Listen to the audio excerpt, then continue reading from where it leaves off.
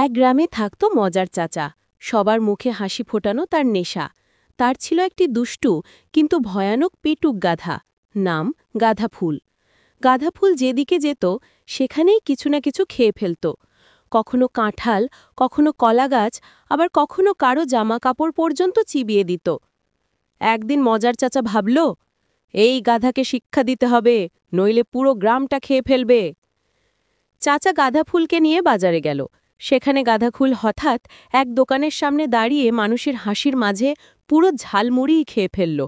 তাতে তার মুখ আগুনের মতো জ্বলে উঠল, আর সে হাঁক দিতে লাগল, হি হ, পানি পানি পানি পানি। মানুষ হাসতে হাসতে মাটিতে গড়াগড়ি। চাচা তাকে পানি খাইয়ে বলল, দেখলে, যেটা দেখো সেটা খেয়ে ফেললে এমনই অবস্থা হয়। সেদিন থেকে গাধাফুল আর যা তা খেত না।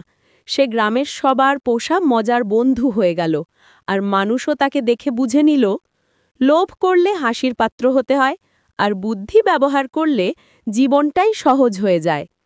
মজার চাচা বলতেই লাগল, গাধারও বুদ্ধি আসে, শুধু শেখানোর মতো একটা হাসি মাখা শিক্ষক লাগে।